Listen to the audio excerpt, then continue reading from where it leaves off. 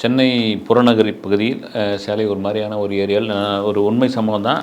பெயர் சொல்ல வேணான்னு நான் தவிர்த்துடுறேன். ஒரு நடந்த சம்பவம். ஒரு சேலை ஒரு மாதிரியான ஒரு ஏரியாவில் 2 வயதான தம்பதிகள், வேறு யாரும் இல்லை, ஒரு வேலைக்கு ஆள் தேவை, ஒரு சமையல் பண்ணுறதுக்கு ஒரு ஆள் தேவை அப்படின்ட்டு தெரிஞ்ச இடங்கள்லாம் சொல்லி வைக்கிறாங்க. அது யாரும் சரியாக அவங்களுக்கு செட் ஆகலைன்னு போது ஒரு செய்தித்தாளில் ஒரு சின்னதாக ஒரு விளம்பரம் ஒன்று கொடுக்குறாங்க. விளம்பரம் கொடுத்தோன்னே நிறைய பேர் வராங்க, கான்டாக்ட் பண்ணுறாங்க. இவங்க பார்க்குறாங்க, சில பேர் ஒத்து வரல. அப்புறமா இந்த மாதிரியான உணவு சமைப்பீங்களா, அதை சமைப்பீங்களா, ஆளை பார்க்கும்போது ஒரு மாதிரி இருக்குது, அப்புறம் உங்கள் ஆதார் கார்டு கொடுங்க, அதை கொடுங்க. ஏன்னா வீட்டில் நம்பிக்கையாக சேர்த்துக்கணும் இல்லையா? அங்கேயே தங்கி உணவு செய்துட்டு சம்பளம் வாங்கிட்டு அங்கேயே இருக்கணும் 3 வேளையும். அவங்களுக்கு வேறு யாருமே கிடையாது. அவர் ஒரு மத்திய அரசு பணியிலிருந்து ஓய்வு பெற்ற ஒருத்தர். அந்த அம்மா ஒரு ஹவுஸ் ஒய்ஃபு. ரொம்ப ஒரு பசங்க 2 பேர் அப்ராடில் இருக்காங்க. ஒரு என்ன சொல்லுவோம், அப்புறமேட்டில் ஒரு நாகரிகமான மனிதர்கள், யார் வம்பு தும்புக்கும் போக மாட்டாங்க. ஒரு சாஃப்டான ஒரு கேரக்டர். அந்த வேலைக்கார அம்மாவும் ஒரு கரெக்டாக இருக்கணும், நமக்கு பொருத்தமாக இருக்கணும், ஒரு தும்னு இருக்கக்கூடாது, ஒரு அதிர்ந்து கூட பேசக்கூடாது, அதே சமயம் நல்லாவும் சமைக்கணும், நேர்மையான ஆளாக இருக்கணும், கேட்ட சம்பளத்துக்கு மேலே கூட கொடுக்கலாம் அப்படின்னு ஒரு முடிவோடு இருக்காங்க. எல்லாம் முடிஞ்சு போச்சு, அவங்களுக்கு ரைட் அப்படின்ட்டு ஒரே ஒரு அம்மா வராங்க.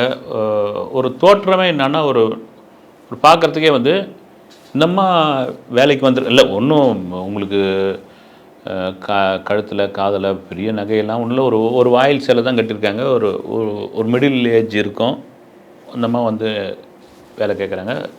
வாங்கன்னு எந்த இடம் அப்படின்னாங்க. நான் பம்மல் அப்படின்னு, பம்மலில் இருந்து வரோம், இப்போது இங்கேயே தங்கி சமையல் பண்ணமே, ஓகே அப்படின்னு பண்ணிக்கிறேன். நான் ஒரு ஆள் தான் அங்கே இருக்கிறேன், எனக்கு வாடகை மிச்சம், சாப்பாடு இது எல்லாம் செய்வீங்களான்னா, சைவத்துலேருந்து அசைவம் வரைக்கும் எல்லாம் செய்வோம். அசைவம் எங்களுக்கு வேணாம், எப்போயாவது தேவைப்பட்டால் மட்டும் ஏதாவது ஒரு ஆம்லேட்டோ அல்லது ஒரு முட்டை பொடி மாசம் கூட பண்ணால் போதும், மற்றபடி நாங்கள் பெருசாக எடுத்துக்க மாட்டோம், சைவம் நல்லா செய்யணும் அப்படின்னு நல்லாவே செய்கிறேன்.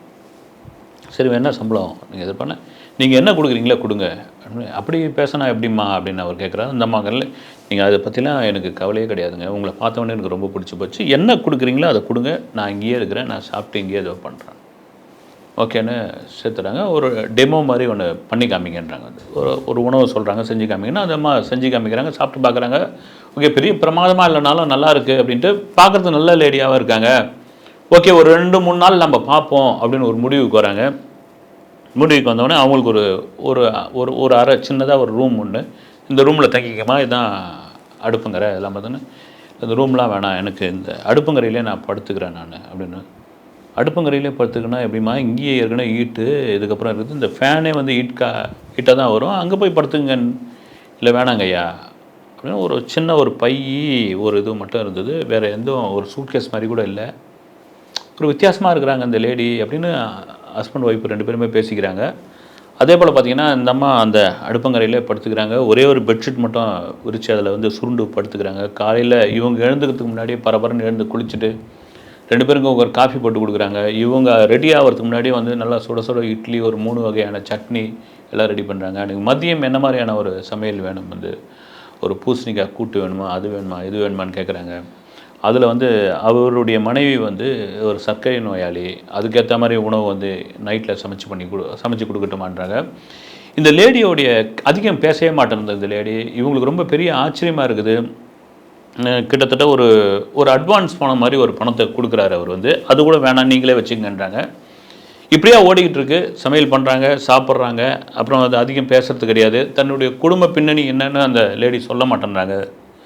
ஒரே ஒரு சின்னதாக ஒரே ஒரு பட்டன் ஃபோன் மட்டும் இருக்குது. அதில் எப்பயாவது ஒரு சமயம் தான் அது ரிங்டோன் சவுண்டு கேட்குது அவங்களுக்கு. அது பெரும்பாலும் எடுத்து அளவு கூட சொல்கிறது கிடையாது. திரும்ப சுருட்டு அங்கேயே அந்த இதுலேயே படுத்துக்கிறாங்க, அந்த சமையல் கட்டுக்குள்ளேயே. அந்த அம்மா திரும்பவும் கேட்குறாங்க, ஏமா, ஒரு உதாரணத்துக்கு அந்த பொண்ணு பேர், அந்த லேடி பேர் ராணின்னு வச்சுக்கோங்க. ஏன் ராணி, அங்கே தான் போய் படுத்துக்க வேண்டியது தானே அப்படின்னு கேட்டால், இல்லைம்மா எனக்கு இதுவே போதுமா அப்படின்னு. ஓகே அப்படின்னு 2 பேரும் பேசிக்கிறாங்க. சரி, இது வரைக்கும் ஒரு 15 நாள் ஆச்சு, எந்த வம்பு தும்பும் கிடையாது, எதுவும் ஒன்றும் இதுவாக என்ன சொல்லுவாங்க, ஒரு பதஷ்டமாக போய் எதுலேயும் கை வைக்கலை, எந்த பொருளையும் இதுவாக பண்ணலை. எதையாவது கேட்கணுன்னா கூட கேட்டு தான் அந்த அம்மா சாப்பிட்றாங்க. அப்புறம் பார்த்திங்கன்னா, அந்த உணவு பார்த்திங்கன்னா, சாதம் இவ்வளோ தான் சாப்பிட்றாங்க. காலையில் 2 இட்லி தான் சாப்பிட்றாங்க. சில இடத்துல வேலைக்காரங்களாம் பார்த்திங்கன்னா, அந்த வீட்டு முதலாளியை விட இவங்க சூப்பராக சாப்பிட்டுட்டு இருப்பாங்க. அவங்க டயட் கண்ட்ரோலு, அப்புறமா சுகர் பேஷண்ட்டாக இருப்பாங்க. அவங்க பார்த்திங்கன்னா உப்பு இல்லாத கஞ்சி இதெல்லாம் இது பண்ணிட்டு இருப்பாங்க. இவங்க பீட்சா அந்த ரேஞ்சு இந்த ரேஞ்சில் அடித்து தள்ளுவாங்க. ஆனால் இந்த லேடி அப்படியே நேர்மாறாக இருக்கிறாங்க. ஒரு கட்டத்தில் இவங்களுக்கே ஒரு சின்ன ஒரு டவுட்டும் ஏற்படுது. என்னடா இது அப்படின்ட்டு அவர் கொஞ்சம் இதுவானாலே என்ன பின்புலன்னு தெரில, ஏதுன்னு தெரில, ரொம்ப என்ன சொல்கிறது, தண்ணியே வருத்திக்கிற மாதிரியான ஒரு கேரக்டராக இருக்குது. ஆனால் நல்ல லேடியாக இருக்குது. யார் என்னன்னு கேட்டுடலாமா, என்னம்மா உங்களுக்கு எத்தனை பசங்கன்னு கேட்கலாமான்னா, அப்புறம் ஒரு நாள் அவர் கேட்குறாரு, என்னம்மா உனக்கு யார், என்ன குடும்பம், உங்களுக்கு பசங்களாம் இல்லையா, ஏது இல்லையா அப்படின்போது வெறும் மௌனம் மட்டுமே பதிலாக இருக்குது. கண்ணிலேருந்து தண்ணி தழும்ப ஆரம்பிக்குது. இந்த அம்மா கணவர் வந்து கொஞ்சம் உரத்த குரலில் சொல்கிறாங்க, ராணி எதுவும் கேட்காத, என்னவோ தெரில, அவள் கரெக்டாக இருக்கா, இல்லை வேலைக்கு காப்பி போட்டு தரா, டிஃபன் செஞ்சு தரா, சாப்பாடு டின்னரு எல்லாம் நடந்துக்கிட்டு இருக்குல்ல, விட பரவாயில்ல, அது பர்சனல் அப்படின்னு சொல்லிட்டோன்னே மறுபடியும் போய் போகணும். இவருக்கு என்ன ஆகிடுது, ஒரு மாதம் ஆகிடுச்சு. ஒரு மாதம் ஆன பிறகு சம்பளத்தை கொடுக்காமல் இருக்கக்கூடாதுன்னு அவர் சம்பளத்தை ஃபிக்ஸ் பண்ணுறாரு. எடுத்து போய் கையில் நீட்டுறாரு. நீட்டினப்போ வேணாம் சார் நீங்கள் வச்சுக்கோங்க, நான் மொத்தமாக வாங்கிக்கிறேன் அப்படின்னு ஒரு முடிவுக்கு வருது. அந்த அம்மா முடிவுக்கு வந்து ஓகே அப்படின்னு ஆகிடுச்சு. ஒரு நாள் மட்டும் தயங்கி நின்றப்போ, என்ன ராணி அப்படின்னு, நான் வந்து பூந்தமல்லி வரைக்கும் போயிட்டு வரணும், ஒரு அரை நாள் லீவு வேணும். சரி, இவங்க என்ன காரணம், ஏது என்ன விசேஷமாக, யாரையாவது பார்க்க போகிற, எதுவுமே கேட்கல. சரி போயிட்டு வந்துடுங்கன்னு அந்த அம்மா கிளம்பிடுச்சு. கிளம்பி போயிட்டுக்கிட்டு வந்துட்டு ஒரு சாயங்கால வேலையில் வந்தோடனே இவங்க வெயிட் பண்ணிகிட்டு இருக்காங்க. மதியானம் வரேன்னா கொஞ்சம் லேட் ஆகிடுச்சுங்க ஐயா அப்படின்னோடனே முகம் அழுது வீங்கின ஒரு முகமாக இருக்குது. இவர் வந்து பார்த்துக்கிறாரு. கேட்கலாமான்னொன்னே கேட்க வேணாம் அப்படின்னு அந்த அம்மா சொல்கிறாங்க. அது என்னவோ பர்சனல், எதுவுமே காரணம் சொல்லாமல் நான் பூந்தமல்லி வரைக்கும் போயிட்டு வரேன்னு சொன்னதுனால நம்ம இன்னும் அதை ஒன்றும் கேட்க வேணாம் அப்படின்னு முடிவுக்கு வராங்க. இந்த ராணி வழக்கம் போல் என்ன பண்ணுது, ஒரு காஃபி போட்டு ஒரு சுண்டல் மாதிரி செஞ்சு கொண்டு வந்து கொடுக்கும்பொழுது நல்லா அந்த முகம்லாம் மாறி போயிருக்குது முன்னை விட. அப்போ அந்த இடுப்பில் சொருகி வச்சுருந்த ஒரு பை ஒன்று இருக்கும், அந்த சுருக்கு பை மாதிரி, அந்த பை இல்லாமல் இருக்குது. அந்த பையில் எப்போவுமே கொஞ்சம் காசு இருக்கும், இல்லாமல் இருக்குது. இதெல்லாம் நோட் பண்ணுறாரு அவர். ஏறக்குறைய அவர் வந்து சாதாரணமாக நம்ம வீட்டில் வேலை செய்கிற ஒரு வேலைக்காரி பொம்பளை அப்படின்ற மாதிரி, ஒரு வேலைக்கார பெண் மாதிரி அவர் வந்து ட்ரீட் பண்ணல. அவர் ஒரு பக்கம் சந்தேகம் தாண்டி, இந்த பெண்ணுக்கு என்ன பிரச்சனை, என்ன மாதிரியான ஒரு இது, ஏன் ஒரு மௌனமாகவே இருக்குது, இவ்வளோ தூரம் நம்ம வந்து இத்தனை நாட்கள் ஆகிடுச்சு, ஏன் எதையுமே பகிர்ந்துக்க மாட்டேங்குது, ஒரு உள்ளுக்குள்ளே ஏதோ ஒன்று வச்சுட்டு இருக்குது அப்படின்ற மாதிரியான விஷயம். இவன் மனைவி வந்து திரும்ப வேணான்னு, ஏன்னா லேடிஸோட மனசு லேடிஸ் தான் தெரியும், நீங்கள் எதுவும் கேட்காதீங்க, சரிப்பட்டா வச்சுங்க, இல்லைனா வேணான்னு அனுப்பிச்சிடுங்க. ஆனால் அப்படி ஒன்றும் தொந்தரவான ஆளும் ஒன்றும் கிடையாது, ஒன்றும் சமையல்லையும் ஒரு குறை கிடையாது, எதையும் திருடி போகிற ஆளும் கிடையாது, அந்த அடுப்பறையை தாண்டி வெளியே வரக்கூடிய ஒரு கேரக்டரும் கிடையாது. நம்ம பெட்ரூம்லேயே வந்து எட்டி பார்த்தது கிடையாது, அந்த பீரோவில் வந்து கை வச்சது கிடையாது. ஏதாவது பொருள் போய் எடுன்னு சொன்னால் கூட ஒரு முறைக்கு 10 முறை நம்மக்கிட்ட கேட்டு தான் அந்த பொம்பளை போய் எடுக்குது. ஆனால் தவறான ஆள் கிடையாது, அது அவங்களுடைய பர்சனல், விட்டுருங்க அப்படின்னு இப்படியே போயிட்டு இருக்கும்போது ஒரு நாள் திடீர்னு வாசலில் இருந்து அம்மான்னு ஒரு சவுண்டு கேட்குது. சவுண்டு கேட்டவுடனே இவர் போய் யாருப்பா அப்படின்னு கேட்குறாரு. இந்த வீட்டில் ராணின்னு ஒரு அம்மா இருக்கிறாங்க, சமையல் பண்ணுறவங்க. ஆமாம் இருக்காங்க, நீ யார் அப்படின்னு கேட்குறாரு. வந்து நான் அவளுடைய புள்ள அப்படின்றாரு. அந்த தோற்றத்தை அப்படி பார்க்கும்போது ஒரு நல்ல முகம் காட்டி கொடுக்குது. தலைவன் வந்து சரக்கை போட்டுக்கிட்டே இருப்பார் பொழுது, ஆனால் தோரணெல்லாம் வேறு மாதிரி இருக்குது. ஒரு லுங்கி கட்டிக்கிட்டு நிற்கிறாப்புல, கையில் வந்து ஒரு பை மாதிரி இருக்குது. கூப்பிடுங்கன்னு. நீ உங்கள் அம்மான்னு சொல்கிறதுக்கு நான் எப்படி நம்பினேன்றாரு. நீங்கள் கூப்பிடுங்க சார், நான் வந்து பேசிக்கிறேன் அவங்ககிட்ட அப்படின்னு கொஞ்சம் குரலை ஒசத்தி பேசும்போது சவுண்டு கேட்டு அந்த அம்மா ஓடி வருது. வாய மூடுறா, அவர்கிட்ட ஐயா கிட்ட என்ன உனக்கு பேச்சு, வாய மூடு அப்படின்னா, என்னம்மா நீ பாட்டு கிளம்பி வந்துட்ட புந்தமல்லிலேருந்து, என்ன அப்படின்னு, நீ கிளம்பு அப்படின்னு.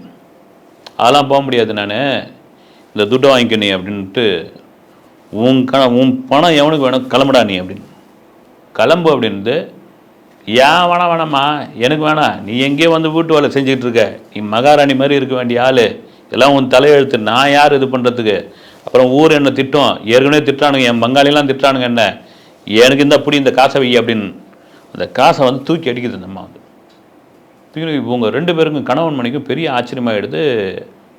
ஐயா கோச்சிக்காதீங்க, இது பண்ணாதீங்க, அவன் என் புள்ள தான், விட்டுருங்கன்னு. உன் தலையெழுத்து, நான் என்ன பண்ண முடியும், சொல்லையே எடுத்து 1.5 கோடி ரூபா எடுத்துன்னு வந்துக்கிறேன், தூக்கி அடிக்கிற லட்சுமியை, நீ அவஸ்தைப்படு, நீ இப்படியே காஞ்சிங்கடை அப்படின்னு சொல்லிட்டு அவன் கிளம்பி போகும்பொழுது தான் இவங்களுக்கு பெரிய ஆச்சரியமாகுது. 1.5 கோடி ரூபாய் ஒரு பணத்தை இந்த ராணி தூக்கி அடிக்கிறாங்க.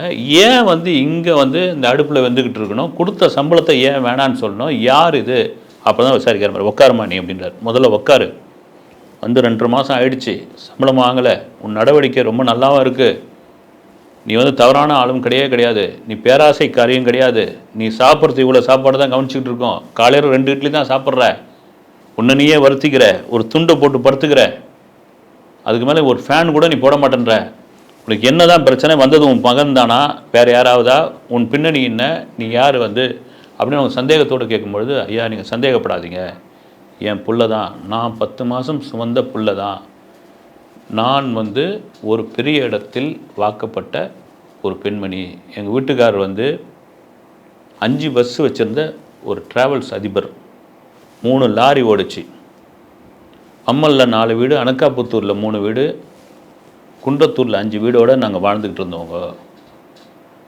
அப்படியா, எப்படி, இவன் ஒரே ஒரு பையன்தான், இவன் தருதலை, இந்த தருதலை எங்கள் வீட்டுக்காரர் தான் கொஞ்சம் கொஞ்சமாக எல்லாத்தையும் சேர்த்தாங்க, அப்படி நாங்கள் வாழ்ந்தவங்க.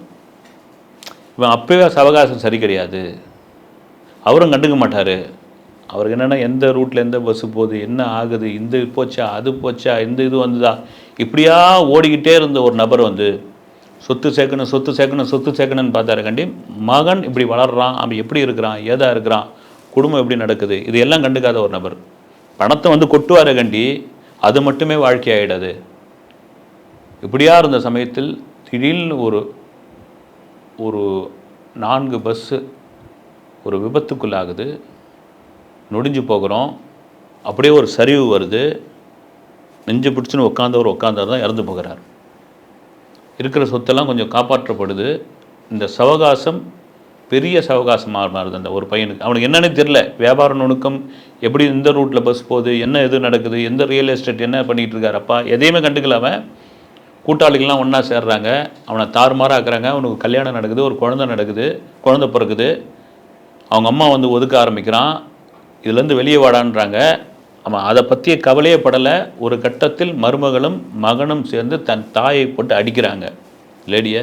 ஒரு ராஜா மாதிரி, ஒரு ராணி மாதிரி வச்சுருந்த தன் கணவன் இல்லாத இந்த வீட்டில் இந்த நாய்கிட்ட நாம் ஏன் இருக்கணும், போடா அப்படின்னு சொல்லி நான் வந்துட்டேன். எங்கெங்கே தெரிஞ்சேன், உங்கள் முகத்தை பார்க்கும்போது அப்படி எனக்கு தெரியுது, எனக்கு யார் வாழ்ந்து கெட்டவர்கள், யார் வாழ்ந்து கொண்டிருப்பவர்கள், யார் நல்லவர்கள், என் அனுபவத்தில் தெரியும்.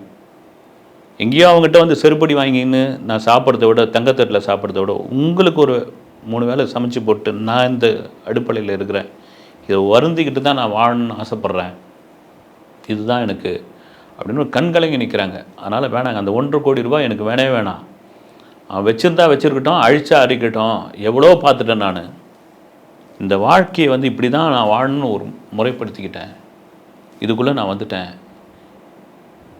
உங்களுடைய ஒரு மகளாகவோ சகோதரியாவோ உங்கள் உறவுக்கார பெண்ணாவோ என்னை வச்சுருந்து கடைசி வரைக்கும் வச்சுருந்து, கடைசி நேரத்தில் முடியாமல் போச்சுன்னா எங்கேயோ ஒரு அனாதை இல்லத்துலையோ ஹாஸ்பிட்டலையோ என்னை சேர்த்து விட்ருங்க, உங்களுக்கு புண்ணியமாக போகுது என்னொன்னு கலங்கி போகிறாங்க 2 பேரும். வந்து ஒரு உறவுகளுக்கு அப்பாற்பட்டு ஒரு அன்புக்காக ஏங்குற ஒரு விஷயம். இவங்களுக்கும் அப்படி தான் வந்து எல்லா வசதியும் எல்லாம் இருக்குது, எல்லாருமே வந்து பெற்ற பிள்ளைகள் எல்லாம் வந்து அப்ராடில் இருக்காங்க, ஸ்கைப்பில் வந்து பேசுகிறாங்க, ஃபோனில் நலமான்றாங்க, சக்கரை அளவு எந்த அளவுக்கு இருக்குதுன்னு வந்து சொல்கிறாங்க, எல்லாம் வெறும் வார்த்தையாக தான் இருக்குது.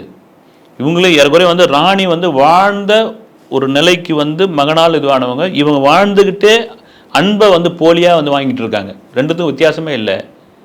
இவ தான் நம்ம மகள், இவ தான் நம்ம உறவினர், இவ தான் நம்ம அக்கா, இல்லைன்னா இவர் தான் நம்ம தங்கச்சி அப்படின்னு ஒரு முடிவுக்கு வராங்க. அடுப்பங்கரையில் படுத்தது போதுமா, நாங்கள் பெட்டில் படுத்துருக்கோம், கீழே வந்து ஒரு ஃப்ளோர் பெட் போடுறோம், நீ படு, என் குடும்பத்தில் நீங்களும் ஒரு உறுப்பினர், நீயும் ஒரு உறுப்பினர், நீ இருப்ப, எங்கேயுமே போக மாட்டேன், ஒருவேளை எங்களுக்கு ஏதாவது ஒன்று நடந்ததுன்னா நீ பார்த்துக்கோ, உனக்கு ஒன்று நடந்ததுன்னா நாங்கள் பார்த்துக்கிறோம்ன்ற அந்த அன்பு இருக்கு இல்லைங்களா, இது நிஜமாக நடந்த ஒரு சம்பவம். இதுக்கு மேலே என்னங்க வேணும், ஒரு பணம் காசு எவ்வளோ கோடி, இதெல்லாம் ஒரு நொடி தான். இதை தாண்டி அந்த உறவு இருக்குல்ல, அந்த உறவில் ஒரு சிக்கலும், அந்த உறவில் ஒரு பாசமும் தான் ஒரு முக்கியம். இந்த நடந்த ஒரு உண்மை சம்பவத்தை பெயர்களை மறைக்கப்பட்டு சொன்னது அத்தனையும் உண்மை. அடுத்த வீடியோவில் சந்திக்கிறேன். நன்றி.